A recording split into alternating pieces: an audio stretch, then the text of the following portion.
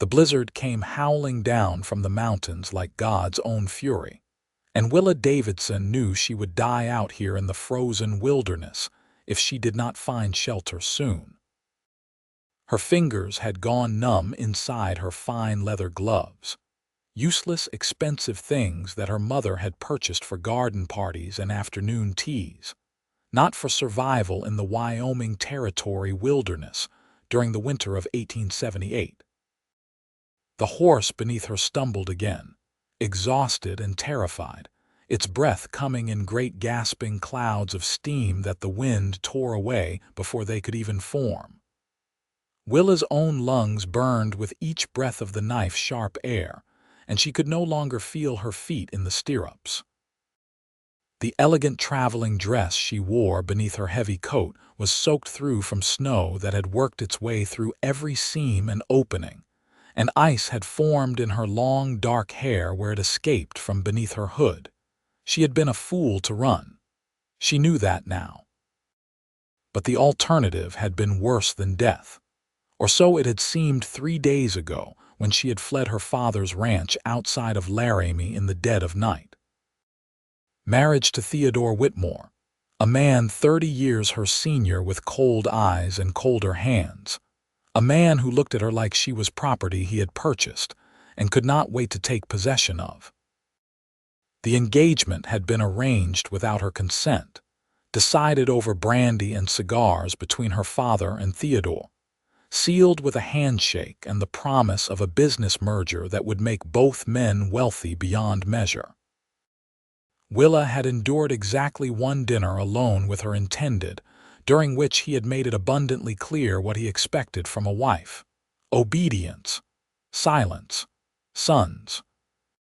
He had gripped her wrist hard enough to leave bruises when she had dared to express an opinion about the railroad expansion, and she had seen her future stretch out before her like a prison sentence.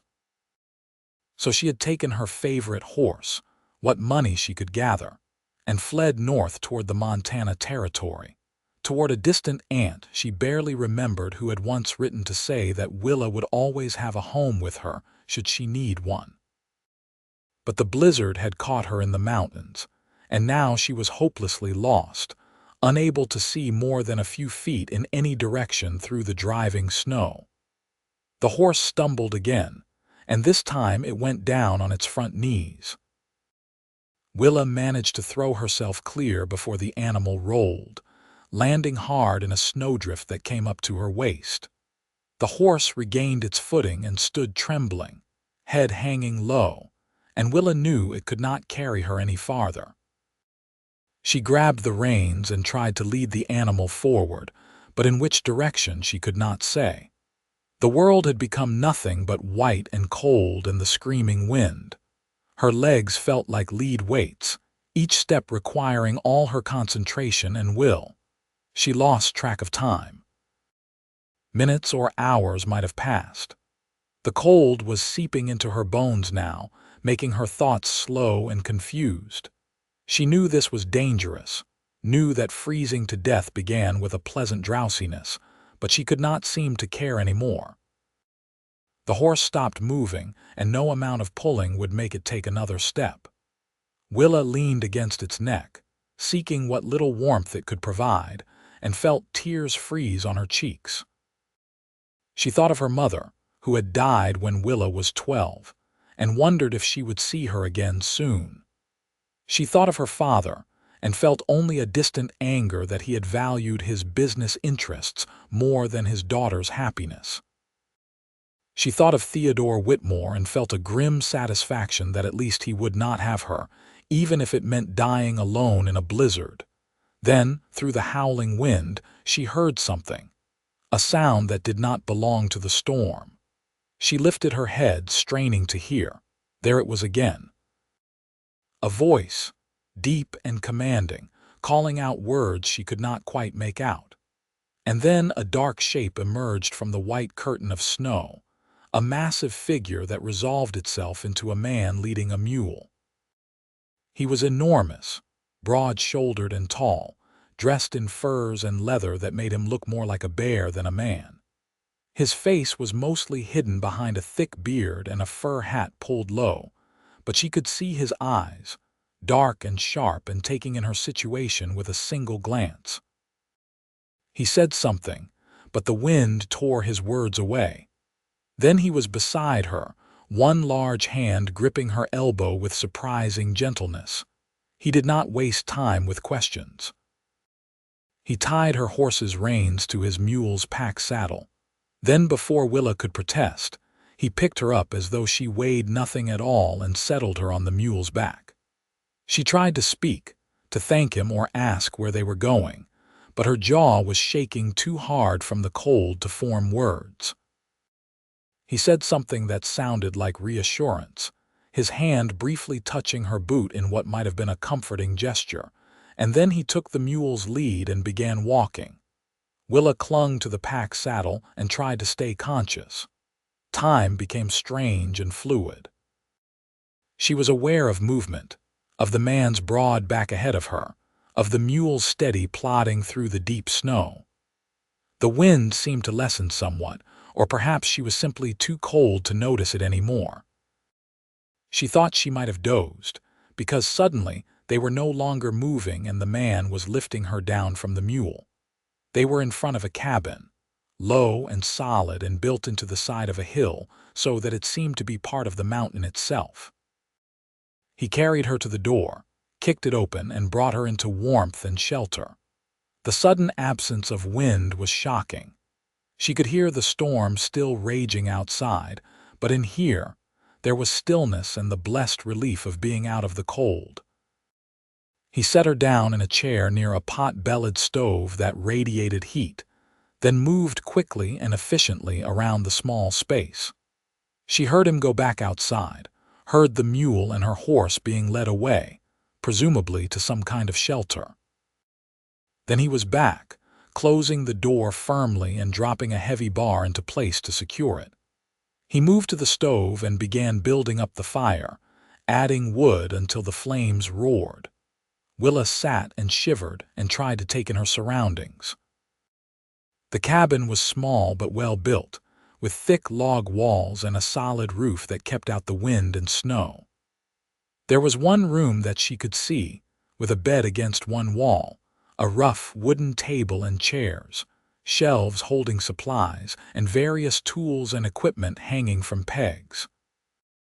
Everything was neat and orderly, the home of someone who lived alone and took care of his possessions. The man turned to her and began unwinding the scarf from his face, then removed his hat and coat. He was younger than she had initially thought, perhaps 30 years old, with dark hair and a thick beard. His face was weathered and tanned, with lines around his eyes that spoke of years spent squinting into sun and wind. He was handsome in a rough, unrefined way that was completely unlike the smooth, pampered men of her father's social circle. "Can you move your fingers and toes?" he asked, his voice a deep rumble that seemed to match his size. Willa tried and found that she could, though they hurt terribly as feeling began to return to them. She nodded. "Good. No frostbite then, or not serious. We need to get you out of those wet clothes." He moved to a chest and pulled out what looked like a heavy wool shirt and trousers. "These will be too big, but they are dry and warm. Can you manage yourself, or do you need help?" The thought of undressing in front of this stranger brought heat to Willa's frozen cheeks, but she could see the practicality in his manner. He was not asking out of impropriety, but out of necessity. Still, she had some pride left. "I can manage," she said, her voice coming out as barely more than a whisper. He nodded and turned his back, busying himself at the stove. "There is a blanket hanging on that peg. Wrap yourself in it first if you prefer, but do it quickly. The longer you stay in wet clothes, the more danger you are in." Willa stood on shaking legs and somehow managed to strip off her soaked dress, petticoats, and undergarments. The blanket was thick and warm, and she wrapped it around herself gratefully before attempting to put on the clothes he had provided. Her fingers were clumsy and uncooperative, and it took much longer than it should have, but eventually she was dressed in the too large shirt and trousers. The sleeves rolled up several times, and the waist of the pants bunched and held in place with a piece of rope he had included. "I am decent," she said quietly. He turned and looked at her, his expression unreadable. "Sit close to the stove. I will make something hot to drink." She sat and watched as he moved around the cabin with the easy confidence of a man in his own space. He filled a pot with water from a barrel and set it to heat, then added what looked like dried herbs and a bit of honey. While it heated, he went back outside, returning a few minutes later with her saddlebags, which he set by the door to dry. "Your horse is settled," he said. "A good animal, but not meant for mountain travel in winter. Where were you headed?" It was a reasonable question, but Willa found herself hesitating. She did not know this man, did not know if she could trust him. For all she knew, he might know her father or Theodore might be planning to return her for a reward. But then again, he had saved her life, and she owed him honesty at the very least. "Montana Territory," she said. "I have family there, or I did once, an aunt in Virginia City." He was quiet for a moment, pouring the hot drink into 2 tin cups. He handed her one and took the other for himself, settling into the chair across from her. "That is a long journey, especially alone and in winter. You ran from something." It was a statement, not a question. Willa wrapped her hands around the cup, savoring the warmth, and met his eyes. They were brown, she noticed, a dark, warm brown that seemed at odds with his rough exterior. "I ran from a marriage I did not want," she said simply, "to a man I could not bear to spend my life with. My father arranged it without my consent. I had no choice but to leave." He nodded slowly, as though this made perfect sense to him. "And your father, he will be looking for you, perhaps, probably. But I will not go back. I would rather die." "You nearly did," he pointed out, but his tone was not unkind. "The blizzard will last at least another day, maybe 2. You will stay here until it is safe to travel again. After that, we can discuss what is to be done." Willa felt a wave of relief so strong it nearly made her dizzy. "Thank you." "I do not even know your name. I am Willa Davidson." "Zachary Garrison," he said. "Most people call me Zach. I trap and hunt in these mountains. Have for the past 8 years. You live here alone. I prefer it that way, or I did." He paused, then added, "It is not often I have visitors. Especially not young women fleeing from engagements." There was something that might have been humor in his voice, and Willa found herself almost smiling despite everything. "I imagine not. I am grateful you found me when you did. I truly thought I was going to die out there." "You would have," he said bluntly. "Another hour and the cold would have taken you. What possessed you to travel alone through the mountains in winter?" "Desperation," Willa said quietly. "And poor planning. I thought I could reach the main road before any storms came. I was wrong." Zachary studied her for a long moment, and Willa had the unsettling feeling that he was seeing far more than she wanted to reveal. But when he spoke, his voice was gentle. "You are safe here. Whatever you are running from cannot reach you while the storm lasts. Rest. Recover your strength. The rest can wait." The hot drink was making her drowsy, and now that she was warm and dry, the exhaustion of the past days was catching up with her. She tried to stifle a yawn and failed. "You need sleep," Zachary said, standing. "Take the bed. I have furs enough to make a place by the fire." "I cannot take your bed," Willa protested. "You can and will. I have slept in far worse places than a warm floor. Do not argue with me, Willa Davidson. You will find I am not accustomed to losing arguments in my own home." There was no real heat in his words, and Willa was too tired to protest further.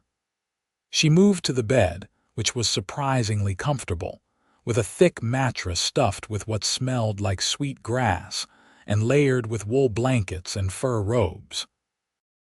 She lay down fully clothed and pulled the covers up, and warmth enveloped her like an embrace. She thought she would lie awake, anxious about her situation and uncertain about this strange mountain man who had taken her in, but sleep claimed her almost instantly. Her last conscious thought was that she felt safer than she had in months, here in this rough cabin with a man she did not know, and that perhaps God had not abandoned her after all. When Willa woke, the cabin was dim and quiet except for the crackling of the fire and the muted howl of the wind outside. For a moment she could not remember where she was, and then it all came flooding back. The blizzard, the cold Zachary Garrison appearing out of the storm like something from a legend. She sat up slowly, her body aching in places she had not known could ache. The warm clothes she wore carried a pleasant scent of pine and wood smoke. Across the room, she could see Zachary sitting at the table, working on something by the light of an oil lamp. He had not heard her wake, and for a moment she simply watched him. His hands, so large and rough, were working with surprising delicacy, using a small knife to carve something from a piece of wood. His face in the lamplight looked younger, less forbidding, and she could see the concentration in his expression. There was something peaceful about the scene, something that made her chest feel tight with an emotion she could not quite name. He must have sensed her attention because he looked up, meeting her eyes across the cabin. "How do you feel?" "Sore," Willa admitted. "But warm. How long did I sleep?" "About 12 hours. It is evening now. The storm is still raging, but we are safe enough here. Are you hungry?" As if in answer, her stomach growled audibly, and she felt her cheeks heat with embarrassment. Zachary's mouth quirked in what might have been a smile beneath his beard, and he stood, setting aside his carving. "I have stew," he said. "Nothing fancy, but it is hot and filling." He ladled thick stew into 2 bowls, and the smell made Willa's mouth water. She joined him at the table, and they ate in companionable silence for a few minutes. The stew was made with venison and root vegetables, seasoned with herbs, and it was the best thing Willa thought she had ever tasted. "This is wonderful," she said. "Did you hunt the deer yourself last week?" "I smoke and dry most of the meat, but I keep some fresh when I can. The cold helps preserve it. You must be very skilled to survive up here alone," he shrugged. "It is what I know. I grew up in the mountains just farther south. My father was a trapper and his father before him. I learned young." "Do you have family?" "My parents are gone. I had a brother once, but he died in the war. I joined up myself in '63, fought until '65. Afterward, I could not settle into regular life. The mountains called me back." There was a weight to his words, a hint of old pain that Willa recognized. She had her own losses, her own wounds. "I am sorry about your brother. It was a long time ago, but I thank you." He paused, studying her. "What about you? Besides your father and this man you were to marry, do you have family?" "My mother died 6 years ago. Fever. After that, it was just my father and me. He was never the same after she passed. He threw himself into his business, into making money and acquiring property. I think he forgot I was a person and not just another asset to be leveraged. Hence the engagement." "Hence the engagement," Willa agreed bitterly. "Theodore Whitmore owns half the railroads in the Wyoming territory, and my father wanted access to his connections. I was the price he was willing to pay." Zachary's jaw tightened. "And this Whitmore, what manner of man is he? Cruel? Cold? He is 52 years old and has been married twice before. Both wives died young under what he called unfortunate circumstances. He wants sons to inherit his empire, and he made it clear he views me as nothing more than a vessel to provide them." "Your father knows this," I tried to tell him. "He said I was being dramatic, that every marriage requires adjustment and compromise. He said I should be grateful for such an advantageous match." Willa's hands clenched around her spoon. But it was not his life being sold. It was not his future being decided without his consent. Zachary was quiet for a long moment, and when he spoke, his voice was low and intense. You were right to run. Some things are worth more than money or social position. Freedom is one of them. The right to choose your own path is another. The conviction in his words warmed Willa more than the fire had. Here was someone who understood, who did not dismiss her fears or tell her she was being foolish. She felt tears prick at her eyes and blinked them back furiously. "What will you do when the storm clears?" Zachary asked. "Do you still mean to go to Montana?" "I do not know," Willa admitted. "I had not planned beyond escaping. My aunt may not even still be in Virginia City. The letter I received from her was 2 years old. I might arrive to find she has moved on, or worse. Or she might welcome you with open arms. Perhaps, but the journey is long and dangerous, as I have learned. I have some money, but not much. Enough to buy passage on a stage, perhaps, but not enough to live on for long if I cannot find work." "Can you work? You are clearly from a wealthy family. Do you have skills that would help you support yourself?" It was a fair question, and Willa had to think about her answer. "I can read and write. I can do arithmetic. I can manage a household, plan menus, organize events. I can ride and shoot, though my father disapproved of the shooting. I can sew, though not well. I can play the piano, though I doubt that is useful in the Montana territory. Reading and writing are valuable. You could teach, perhaps, or work as a clerk. If anyone would hire a woman with no references who is likely being sought by her father and her former fiancé." Zachary leaned back in his chair, studying her. "You could stay here." Willa's heart skipped a beat. "What?" "Until spring, at least. The mountain passes will be snowed in for months. Even if you wanted to leave, it would be nearly impossible until the thaw. You could stay here, recover your strength, and make proper plans instead of running blindly into danger. I could not impose on you like that. It is not an imposition if I am offering. I have supplies enough for 2, and I would welcome the company. It is a long winter alone." "But what would people think? A woman living alone with a man, unmarried. What people?" Zachary gestured around the empty cabin. "There is no one here to think anything. The nearest town is Moab, 2 days' ride away when the weather is good. No one comes to these mountains in winter except me." Willa felt a strange mixture of fear and excitement. The idea of staying here, of not having to face the world for a few months, was deeply appealing. But living alone with Zachary Garrison, a man she barely knew, even one who had saved her life, seemed fraught with danger of a different kind. "I would not want to be a burden," she said carefully. "You would not be. You could help with cooking and mending if you wanted to feel useful. I am not suggesting you be a servant, just a companion until the weather breaks. And then you decide what you want to do. Go to Montana if you still wish, or somewhere else. But you would be making the choice from a position of strength, not desperation." It made sense.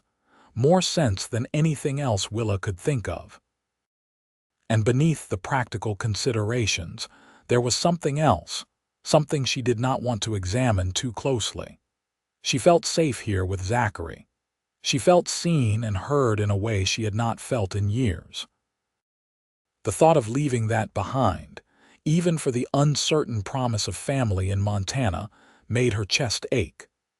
"I would need to send word to my aunt," she said slowly. "She might be worried if she somehow learns I was traveling to her and then disappeared. When the storm clears, I can ride to Moab and post a letter for you. It will take time to reach Montana, but at least she will know you are safe. And my father, Theodore, what about them? They will be searching for me. If you are seen posting a letter, if anyone asks questions." "No one in Moab knows me well enough to question my business. I trade there sometimes, but I keep to myself. and I certainly would not mention harboring a runaway bride. Willa found herself smiling at that, despite everything. Is that what I am? A runaway bride? Is there a better term? Escaped prisoner, perhaps. This time Zachary definitely smiled, and it transformed his face, making him look younger and less forbidding. That works too. They finished their meal in a more comfortable silence, and afterward Willa insisted on washing the dishes despite Zachary's protests that she was still recovering. The work felt good, normal, and she found herself settling into the rhythm of it. When she was done, she noticed Zachary had returned to his carving. "What are you making?" she asked, moving closer. He held it up, and she saw it was taking the shape of a bird, wings spread in flight. The detail was exquisite, each feather carefully defined. "It is beautiful," she breathed. "You are very talented." He looked almost embarrassed. "It passes the time. Winter nights are long." "May I watch?" he nodded, and Willa pulled a chair closer, fascinated by the way his large hands could create something so delicate. They sat in companionable silence, the only sounds the crackling of the fire, the howling of the wind outside, and the quiet scrape of his knife against wood. After a while, Willa felt her eyes growing heavy again. Zachary noticed and set down his carving. "You should rest more. Your body has been through an ordeal. What about you? You cannot sleep on the floor again." "I have done it before. I will do it again." "That is not fair. It is your home, your bed, and you are my guest. We will not argue about this, Willa." There was that tone again, gentle but firm, and Willa found herself obeying without further protest. She climbed back into the bed, and this time before she slept, she watched Zachary arrange furs and blankets near the fire, making himself a bed that looked surprisingly comfortable. He caught her looking and raised an eyebrow. "Sleep," he commanded. She did, and this time her dreams were not of cold and fear, but of strong hands and warm brown eyes and the feeling of being truly safe for the first time in longer than she could remember. The storm lasted 3 days. On the morning of the 4th day, Willa woke to silence. The wind had finally stopped, and when Zachary opened the door, brilliant sunshine flooded the cabin, reflecting off snow that had drifted nearly to the roof in places. "We are snowed in," he announced, but he did not sound concerned. "It will take some digging to get to the lean-to where I keep the animals, but they have food and shelter. We are in no immediate danger." Over the past days, they had fallen into an easy routine. Willa cooked while Zachary tended to various tasks around the cabin. They ate together, talking about inconsequential things at first, then gradually sharing more. Willa told him about her childhood, about her mother's kindness, and her father's slow transformation into someone she barely recognized.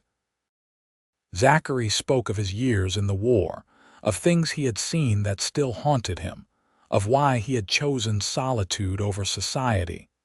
But it was not true solitude anymore, Willa realized. They were together, and somehow in these few short days, they had become comfortable with each other in a way that should have taken weeks or months. She found herself watching him when he was not looking, admiring the competent way he moved, the quiet strength in everything he did. And sometimes she caught him watching her too, his expression unreadable but his eyes warm. On the 5th day, Zachary began the work of digging out paths through the snow. Willa helped where she could, though he protested that she was not strong enough yet. Together they cleared a path to the lean-to, where her horse and his mule were indeed safe and comfortable. She spent time with her horse, a mare she had raised from a foal and named Willow, grooming her and apologizing for the ordeal she had put her through. "She is a good horse," Zachary said, running an expert hand down Willow's legs. "No injuries from the fall, no signs of strain. She was lucky. We both were if you had not found us. But I did." He straightened and looked at her, and there was something in his eyes that made her breath catch. "I do not believe in coincidence, Willa. I think things happen for a reason." What reason could there be for all of this? I do not know yet, but I am beginning to think it might be important. Before Willa could ask what he meant, he turned back to the animals and the moment passed. But it stayed with her, warming her from the inside as she worked. That evening they sat by the fire after supper, and Zachary taught her how to carve. His hands covered hers, guiding the knife, and Willa tried to focus on the wood and not on the heat of his touch, the solid presence of him behind her. "Like this," he murmured, his breath warm against her ear. "Let the knife do the work. You are just guiding it." She tried, and the wood curled away in a thin shaving. "I did it." "You did. You are a quick learner." She turned to smile at him and found his face much closer than she had realized. For a moment they simply looked at each other, and Willa felt her heart begin to race. She saw something shift in his expression, saw the way his gaze dropped to her mouth, and she knew he was going to kiss her. But then he pulled back, clearing his throat and standing abruptly. "It is getting late. We should rest." Willa felt a confusing mixture of disappointment and relief. What was she thinking? She had fled one engagement. She had no business entertaining thoughts of romance with another man, especially one she had known less than a week. And yet she could not deny the pull she felt toward Zachary, the way her whole body seemed to come alive when he was near. She went to bed that night feeling unsettled, her body humming with an awareness she had never experienced before. Theodore's touch had repulsed her, but the mere proximity of Zachary made her skin tingle and her breath quicken. She did not understand it, and she did not know what to do about it. The days began to blur together in a pleasant rhythm. They worked together, ate together, talked together. Zachary told her about the mountains, about the animals he hunted and the plants he gathered, about the changing of the seasons and the way the land transformed from summer to winter and back again. Willa had never met anyone who spoke about nature with such reverence, such deep understanding. She told him about books she had read, about music and art and ideas. He listened with an intensity that made her feel like every word mattered, asking questions that showed he was truly engaged. She learned that despite his rough exterior and isolated life, he was intelligent and thoughtful, with a hunger for knowledge that matched her own. A week after the storm, Zachary announced that he needed to check his trap lines, territory he covered regularly to ensure he had furs to trade. "I will be gone most of the day," he said.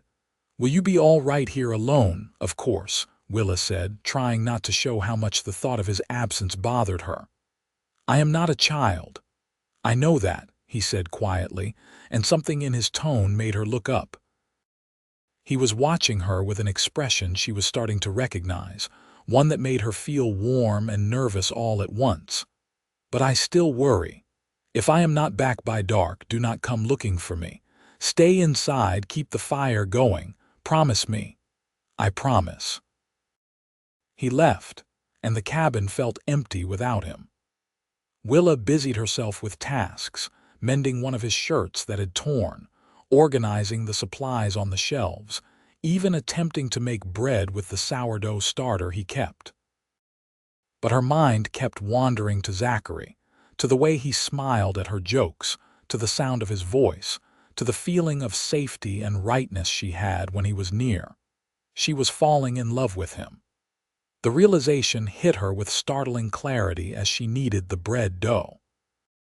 She was falling in love with Zachary Garrison, mountain man and hermit, a person she had known for barely more than a week.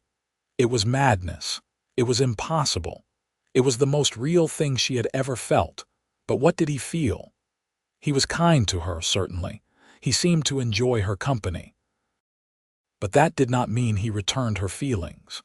For all she knew, he was simply being hospitable until he could send her on her way come spring. Zachary returned just as the sun was setting, carrying 2 rabbits and looking tired but satisfied. His face lit up when he saw the bread cooling on the table. "You made bread," I tried. "I do not know if it is any good." He cut a slice and ate it, and his expression was answer enough. "It is excellent. Where did you learn to make bread like this?" "Our cook when I was young. She used to let me help in the kitchen when my mother was resting.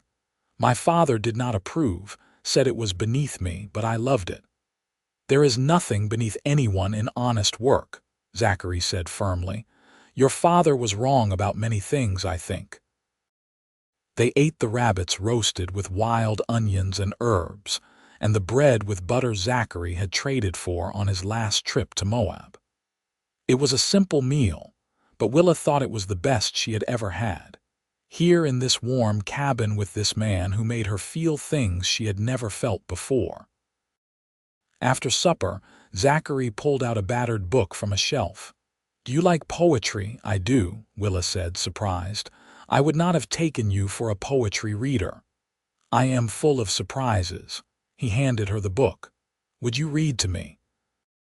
"I have read these poems 100 times, but I would like to hear them in your voice." So Willa read, poems by Whitman and Longfellow and Dickinson, while Zachary sat with his eyes closed, listening. When she finished, he opened his eyes and looked at her with such warmth that she felt her breath catch. "Thank you," he said softly. "That was a gift. It was just reading. It was more than that. It was sharing something beautiful. That is always a gift." The moment stretched between them, charged with something Willa could not name. Then Zachary stood and moved to bank the fire for the night, and the spell was broken. But later, as Willa lay in bed, she heard him moving restlessly on his makeshift bed by the fire, and she wondered if he was as unable to sleep as she was, and if the same thoughts were keeping him awake. 2 weeks after the storm, a warm spell brought a false taste of spring. The snow began to melt, and Zachary said that if the weather held, he could make it to Moab and back in 2 days. "I need to post your letter to your aunt," he said. "And I should check in, let people know I survived the winter so far. Sometimes the marshal gets worried if I do not show up for too long." "You have a marshal who worries about you," Sam Turnbull. "We served together in the war. He settled in Moab after, and we have remained friends in our fashion. He knows I value my solitude, but he also knows I can get into trouble.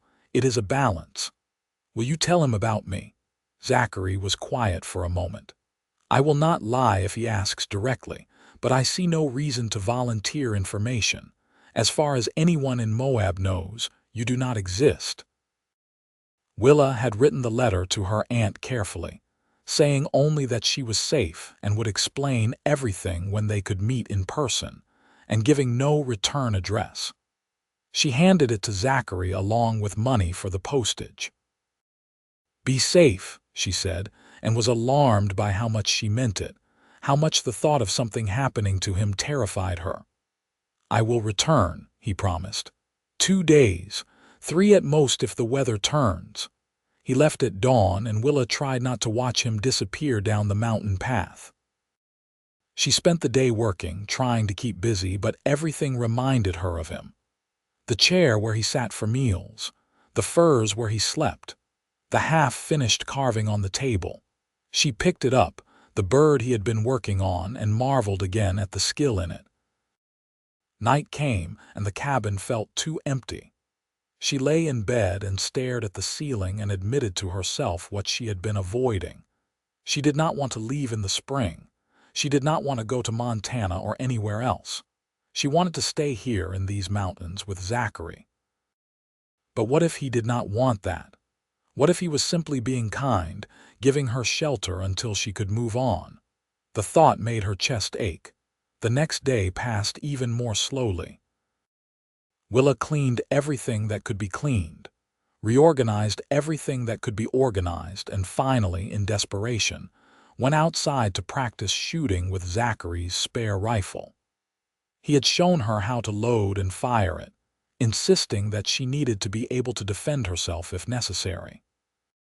She was a decent shot, her father's disapproval notwithstanding, and the familiar task settled her nerves somewhat. She was reloading when she heard horses approaching and froze. Zachary had taken his mule. He should not be back yet, and he certainly should not have horses plural. She quickly gathered the rifle and ammunition and hurried back to the cabin, barring the door and positioning herself where she could see out the window. 4 men rode into the clearing, and Willa's blood ran cold as she recognized the lead rider. Theodore Whitmore sat astride a fine black horse, looking completely out of place in the mountain wilderness in his expensive coat and city hat. Behind him were 3 rough-looking men who could only be hired trackers or worse. "Miss Davidson," Theodore called out, his voice carrying across the clearing. "I know you are in there. Your father has been sick with worry. Come out and we can end this foolishness." Willa's hands shook as she gripped the rifle. How had he found her? How had he even known to look here? "Your horse was found," Theodore continued, as if reading her thoughts. "Or rather, tracks were found leading to this cabin. The storm had covered them mostly, but my men are very good at their work. Now please come out. I give you my word no harm will come to you." His word meant nothing, and they both knew it. Willa stayed silent, hoping he would think the cabin was empty, that Zachary had moved on, but Theodore was not fooled. "I can wait, Miss Davidson. I have supplies for several days. And when the man who lives here returns, well, I suspect he will be very surprised to find us. It would be a shame if anything unfortunate happened to him because of your stubbornness." The threat was clear, and Willa felt rage replace her fear. She moved to the door, rifle in hand, and called out without opening it. "Go away, Mr. Whitmore. I'm not coming with you. I will never marry you. You are wasting your time. Your father has already paid the minister. The engagement is legally binding. You are mine, Miss Davidson, whether you like it or not. That is not how the law works, and you know it. Perhaps not in the books, but out here far from civilization the law is what I make it. Now open this door." "No." She heard Theodore say something to his men, and then one of them dismounted and approached the door. He rattled the handle, then threw his shoulder against it. The door was solid, but Willa did not know how long it would hold. She raised the rifle and fired a shot through the door, deliberately high. The man outside yelped and jumped back. "The next one will not miss," Willa shouted. "I suggest you leave while you can." There was a long silence, and then Theodore laughed, a cold, ugly sound. "Spirit. I always did appreciate that about you, even when it was inconvenient. Very well, Miss Davidson. We will make camp and wait for your friend to return. I am curious to meet the man who thought he could harbor my property." Willa heard them moving away, setting up camp at the edge of the clearing. She was trapped, and worse, Zachary would be riding into danger when he returned. She had to find a way to warn him, but she could not leave the cabin without being caught. The day dragged on. Willa watched from the window as Theodore's men took turns keeping watch on the cabin while the others rested or tended the horses. They clearly planned to wait her out. She rationed her water and tried to think of a plan, but her mind kept circling back to Zachary, to the danger he would face when he came home. Night fell, and Willa did not dare light more than a single candle, not wanting to give them any indication of her movements inside the cabin. She dozed fitfully in the chair, the rifle across her lap, starting awake at every sound. Dawn brought no relief. Theodore's camp was still there, and now the man himself approached the cabin again. "Miss Davidson, this has gone on long enough. I have been patient, but my patience has limits. If you do not come out by noon, I will have my men burn the cabin with you inside. I would prefer not to, as I would like our marriage to begin on better terms, but I am prepared to do what is necessary." He meant it. Willa could hear the cold determination in his voice. She looked around the cabin at all of Zachary's possessions, at the home he had built with his own hands, and felt despair wash over her. She could not let him destroy this. But if she went with Theodore, if she let him take her back, everything she had fought for would be lost. She was still trying to decide what to do when she heard a shout from one of the men, and then gunfire. Willa rushed to the window and saw Zachary emerging from the tree line, rifle in hand. He must have seen the camp and approached carefully, using the forest for cover. "Let the woman go," Zachary's voice rang out, commanding and dangerous. "She is under my protection." Theodore turned, sizing up this new threat. "And who might you be? The man who is going to kill you if you do not leave. Now." Bold words for one man facing four. "I have lived in these mountains for 8 years. I know every rock, every tree, every place to hide. You might kill me, but I will take at least 2 of you with me, starting with you. Are you willing to bet your life that your men are faster than me?" There was a long, tense silence. Willa could see Theodore calculating, weighing his options. Finally, he smiled, that cold, cruel smile she had come to hate. "Perhaps we can come to an arrangement. You give me the woman and I will pay you handsomely, enough gold to keep you comfortable for years." "I do not want your gold. I want you off my land.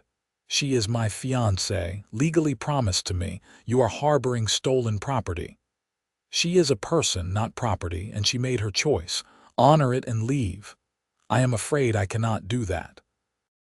Theodore nodded to his men, and they began to spread out, trying to flank Zachary's position. Willa could not just hide and watch. She threw open the door and stepped out, rifle raised. "I am here. This is between you and me, Theodore. Leave him out of it." Both men turned to look at her, and in that moment of distraction, everything happened at once. One of Theodore's men fired at Zachary, who dropped and rolled, returning fire. Another man rushed toward Willa, and she shot him in the leg, sending him sprawling. Theodore drew his own pistol and aimed it at Zachary. Without thinking, Willa swung her rifle toward Theodore and fired. The bullet hit him in the shoulder, spinning him around and making him drop his gun. The remaining 2 men, seeing their employer wounded and one of their number incapacitated, threw down their weapons and raised their hands. "Enough," one of them shouted. "We are hired help, not killers. This is not worth dying for." Zachary approached carefully, keeping his rifle trained on them. "Smart choice. Gather your wounded and your employer and leave. If I ever see any of you in these mountains again, I will not be so merciful." They scrambled to obey, helping the man Willa had shot and Theodore, who was cursing and holding his bleeding shoulder, onto their horses. Within minutes, they were riding away, leaving Willa and Zachary alone in the clearing. For a moment they just stood there, breathing hard, the reality of what had just happened sinking in. Then Zachary dropped his rifle and crossed the space between them in 3 long strides, pulling Willa into his arms. "Are you hurt?" he demanded, his hands running over her as if checking for injuries. "Did they harm you?" "No, I am fine. I was so worried about you. They have been here since yesterday, waiting. I saw their camp from above and circled around. I should have known you would not stay safely inside." But there was no real anger in his voice, only relief. "I could not let him threaten you, and I will not go back, Zachary. I will not marry him. I would rather die. You will not die, and you will not marry him." Zachary pulled back enough to look down at her, his hands framing her face.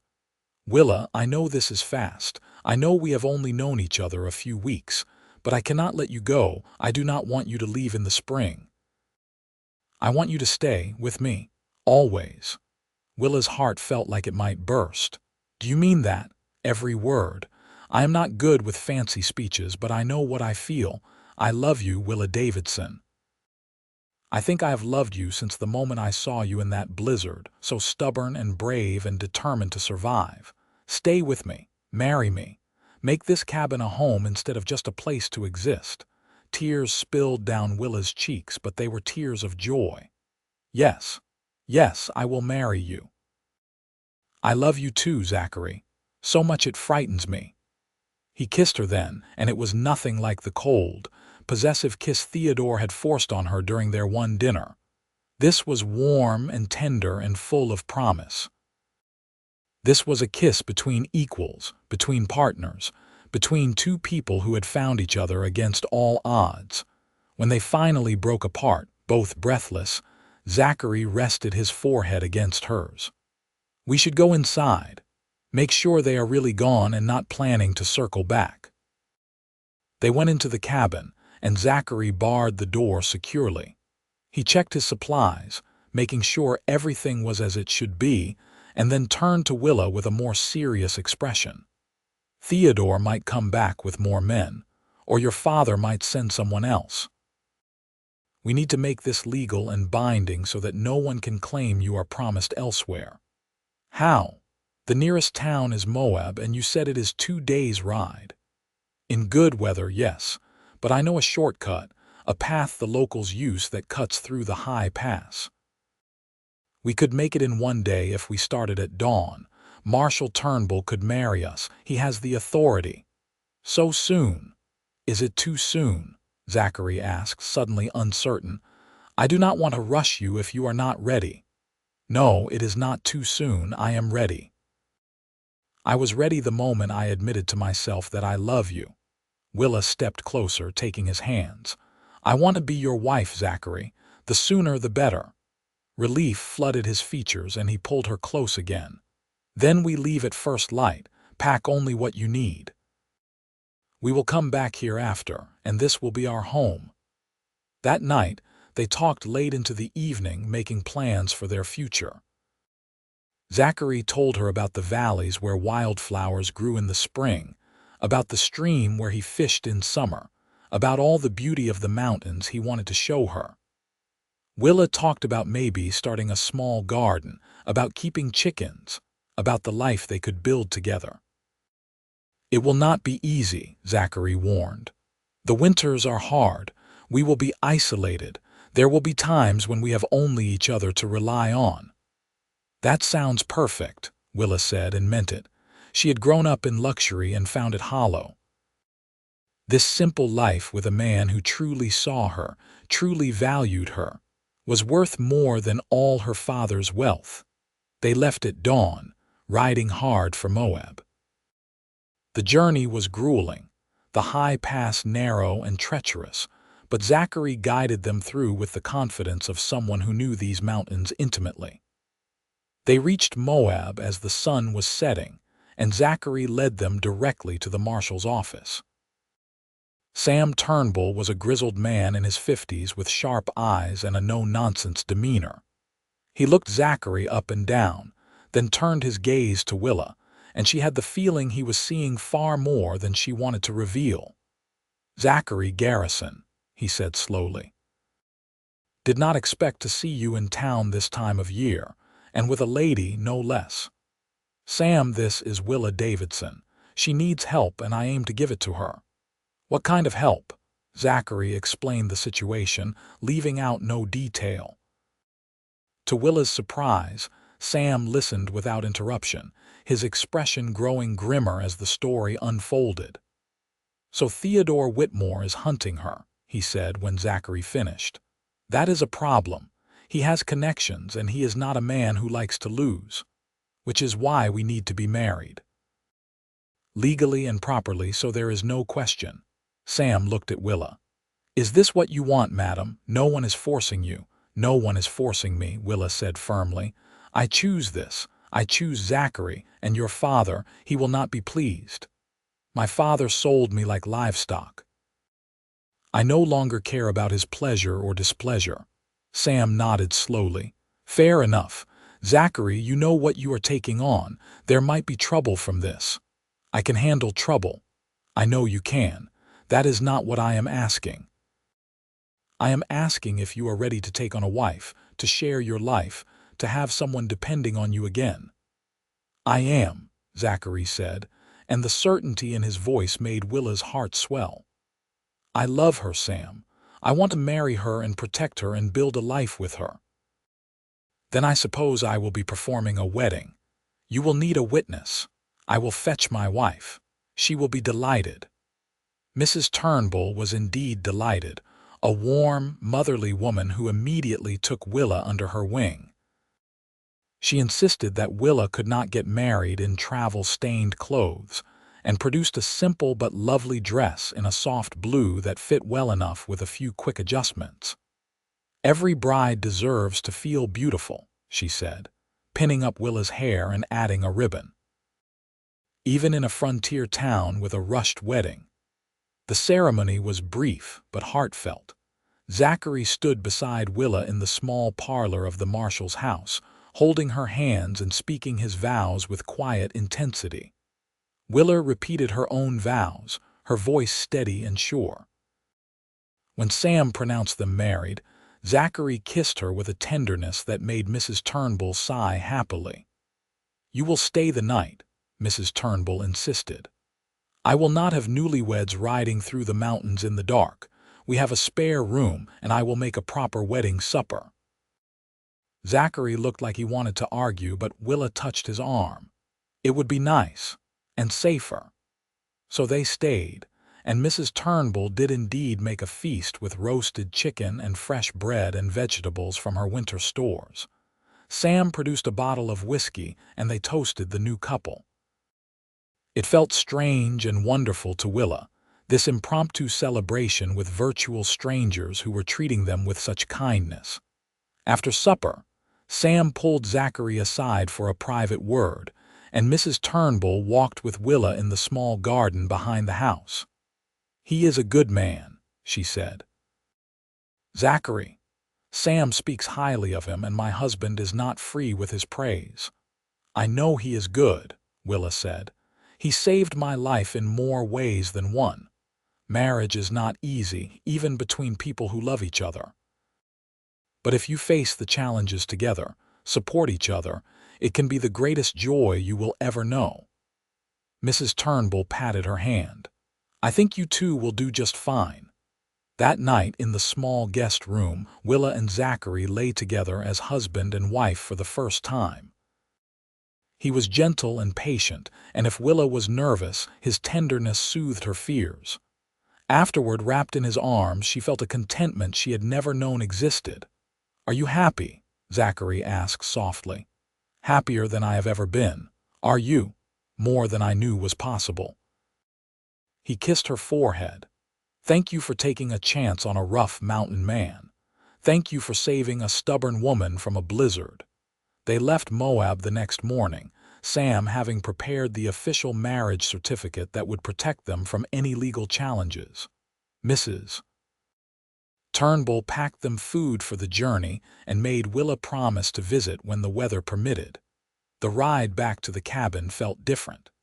Willa was no longer a refugee seeking shelter, but a wife returning home with her husband. The mountains looked less forbidding and more beautiful, full of promise instead of danger. They settled into married life with surprising ease. Willa learned the rhythms of mountain living, how to read the weather, how to preserve food, how to make soap and candles, and all the things necessary for survival. Zachary taught her to track and hunt, to identify edible plants, to navigate by the stars. In turn, Willa brought literacy and learning to their isolated life. They read together in the evenings, and she taught him more advanced mathematics and some of the French she had learned as a girl. She cooked meals that combined his knowledge of wild foods with her memory of recipes from her childhood, creating something new and uniquely theirs. Spring came slowly to the mountains, but when it finally arrived, it was glorious. Willa had never seen such beauty, the valleys carpeting with wildflowers, the streams running clear and cold with snowmelt. Zachary took her exploring, showing her the secret places he had discovered over his years in the wilderness. They picnicked beside waterfalls and made love under the open sky and talked about their dreams for the future. "I want children," Willa said one day as they sat watching the sunset paint the mountains gold and pink. "Is that something you want too?" Zachary pulled her closer. "I want everything with you. Children, yes. A family, a life." "How many children? How many would you like?" "At least 3. I was an only child and always felt lonely. 3 sounds perfect." Summer brought its own rhythms. They planted a small garden that flourished in the mountain soil. Willa learned to ride the mountain trails with confidence, sometimes accompanying Zachary on his hunting trips, sometimes staying home to tend the growing vegetables and the chickens they had purchased in Moab. In late summer, Willa realized she had missed her monthly courses twice in a row and knew with certainty that she was pregnant. She told Zachary that evening after supper, and his reaction was everything she had hoped for. He swept her into his arms and spun her around, laughing with pure joy. "A baby," he kept saying. "We are going to have a baby. Are you happy?" Happy does not begin to cover it. He set her down carefully, suddenly worried. "Should you be resting? What do you need? Should I ride to Moab for the doctor?" Willa laughed at his concern. "I am pregnant, not ill. Women have been having babies for thousands of years. But we should think about being closer to town as I get further along, just in case." They talked it over and decided that when winter came again, they would stay in Moab, renting a room from the Turnbulls so that Willa would have help during the birth. It was a compromise between Zachary's protective instincts and Willa's practical nature. The pregnancy progressed smoothly, and Willa found herself marveling at the changes in her body, at the life growing inside her. Zachary was attentive to the point of being overprotective, but his care came from love, and Willa could not fault him for it. In October, they made the trip to Moab and settled into the Turnbulls' guest room. Mrs. Turnbull was thrilled to have a baby coming and took charge of preparations with the authority of a woman who had raised 5 children of her own. Willa went into labor on a cold December night, and Zachary nearly wore a hole in the Turnbull's floor with his pacing. Sam had to physically restrain him from bursting into the room several times, reminding him that childbirth was women's work and he would only be in the way. After 12 hours of labor, Willa gave birth to a healthy baby boy. They named him Matthew, after Zachary's brother who had died in the war. When Zachary finally held his son, tears streaming down his face, Willa felt her heart might burst with love for both of them. "He is perfect," Zachary whispered. Thank you for this gift." They stayed in Moab through the worst of the winter, and Willa recovered her strength while Zachary bonded with his son.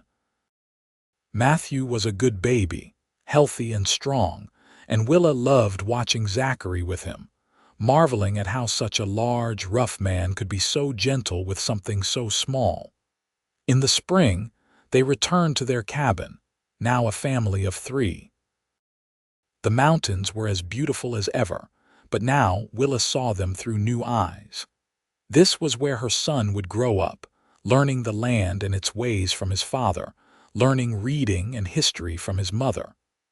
This was home in a way that her father's ranch had never been. The years passed in a blur of happiness. Matthew grew strong and curious, asking endless questions about everything he saw. When he was 3, Willa became pregnant again, and this time she gave birth to a daughter they named Clara, after Willa's mother. 2 years later came another son, James, and then their family felt complete.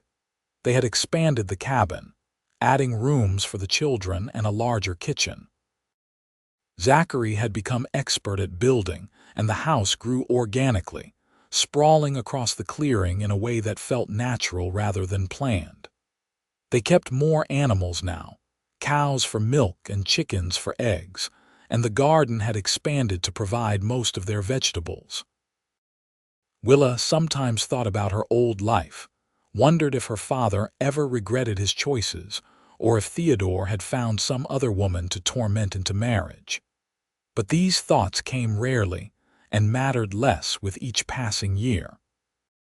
Her life was here, with Zachary and their children, in these mountains that had once seemed so forbidding, and now felt like the only place she could ever truly belong.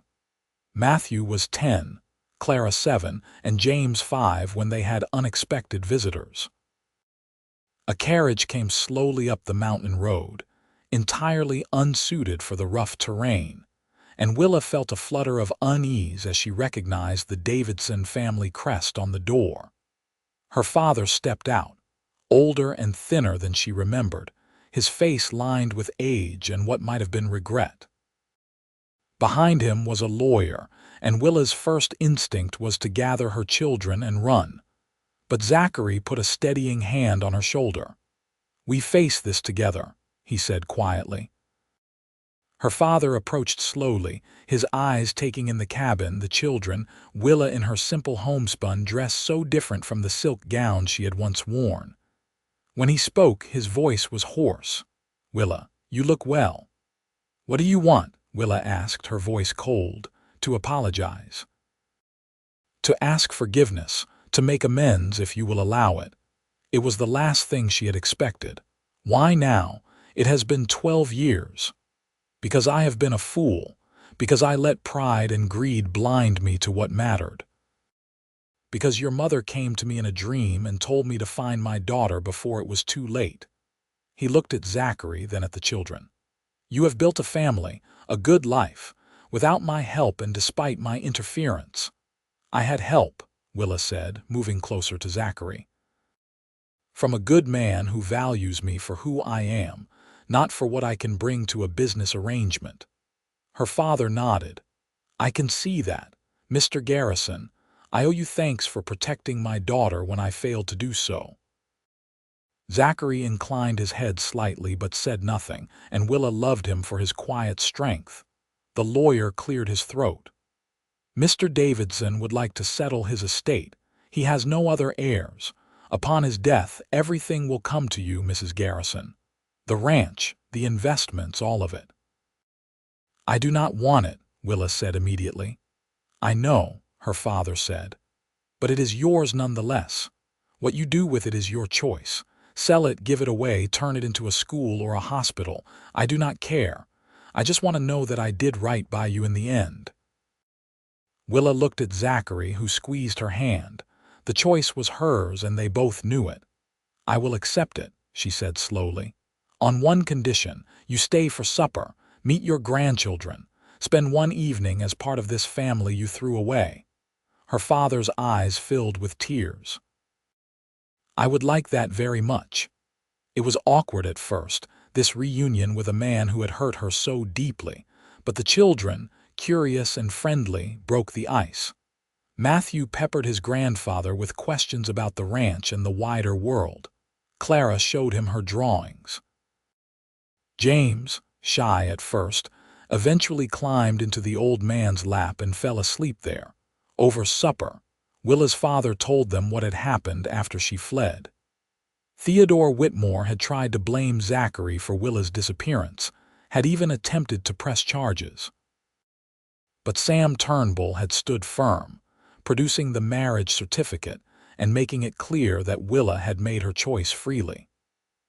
Theodore had eventually married someone else, a young woman from Chicago who had lasted 2 years before dying in childbirth, just like his previous wives. "He is a monster," her father said quietly.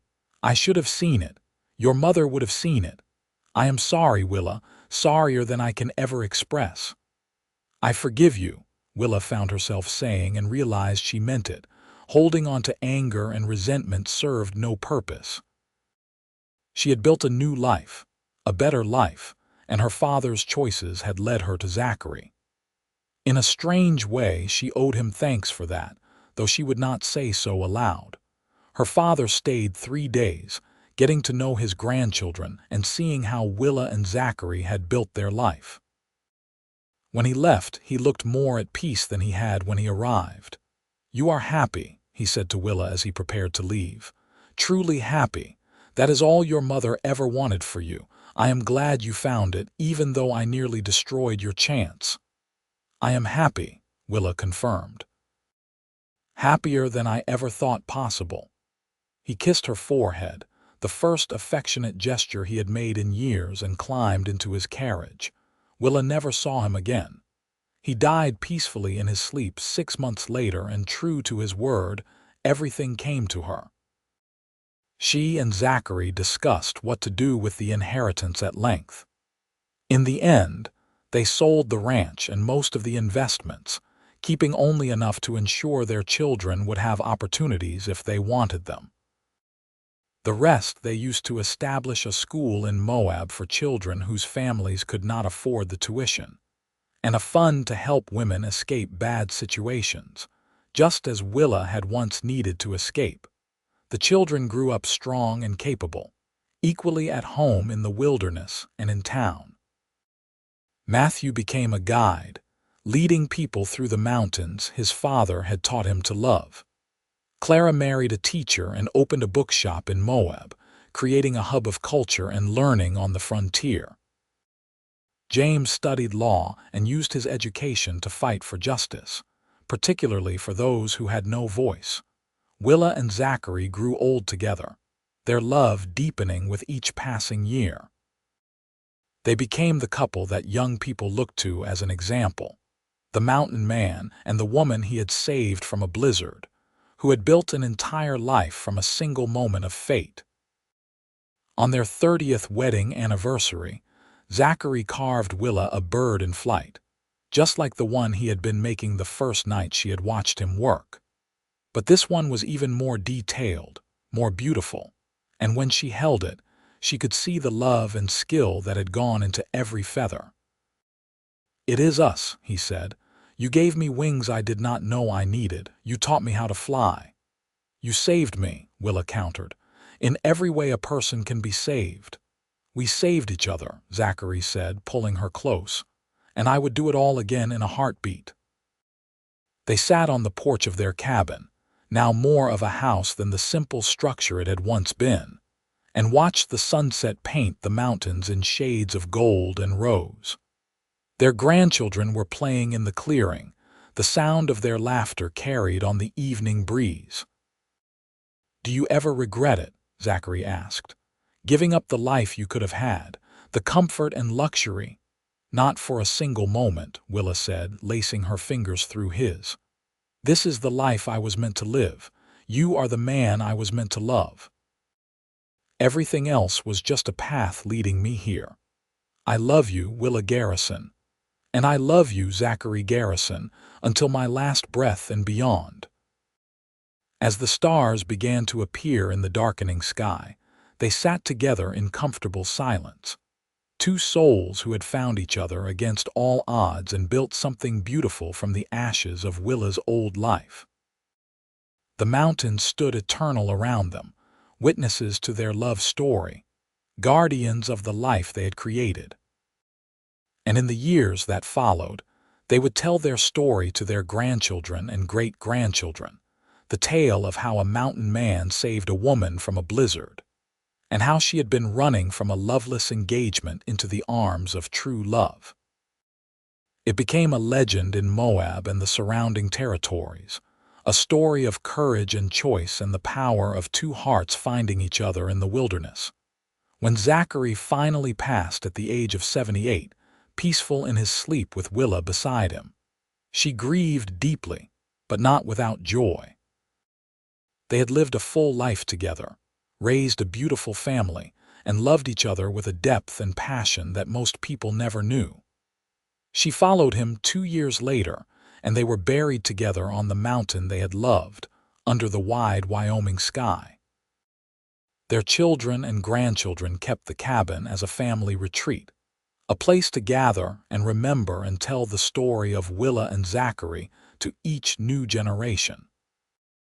The carved birds that Zachary had made over the years were displayed in Clara's bookshop, and people came from far and wide to see them and hear the story of the mountain man and the woman he loved.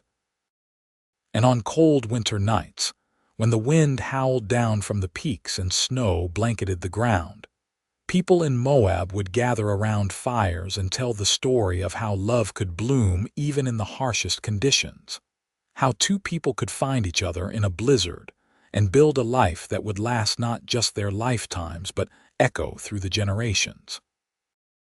It was a story of courage and choice, of standing up for what you believed in even when the cost was high, of taking a chance on love even when logic said it was too soon, too fast, too unlikely. It was a story that gave hope to the hopeless and strength to the afraid. It was, in short, exactly the kind of love story that the wild frontier needed, a reminder that even in the roughest, wildest places, beauty and tenderness and profound connection could flourish. The school that Willa had founded grew and prospered, educating hundreds of children who might otherwise have had no opportunity for learning. The Fund for Women in Trouble helped countless others escape situations that might have destroyed them. And the family that Willa and Zachary built together went on to touch many lives, carrying forward the values of independence, compassion, and unwavering love that their founders had embodied.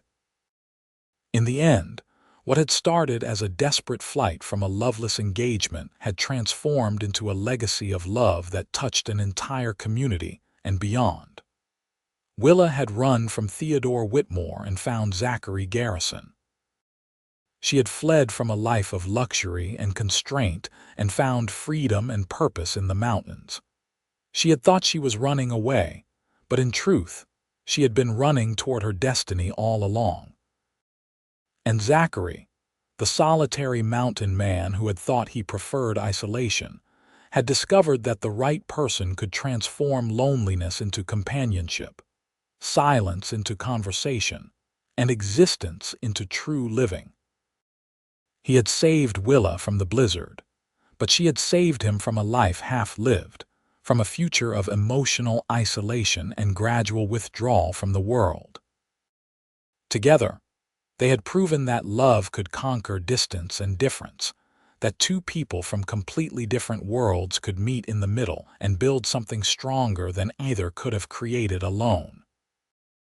Their story became part of the fabric of the Wyoming territory, woven into the history of Moab and the surrounding mountains, a testament to the power of choice and courage, and the redemptive nature of true love. The mountains still stand, eternal and unchanging, keeping watch over the descendants of Willa and Zachary Garrison. The cabin, lovingly maintained by their family, still welcomes visitors seeking connection with the past. And on clear nights, when the stars shine bright and the air is crisp with mountain cold, some people swear they can feel the presence of the two souls who loved these mountains and each other with equal passion, still watching over the land they called home, still together as they had promised to be until their last breaths and beyond.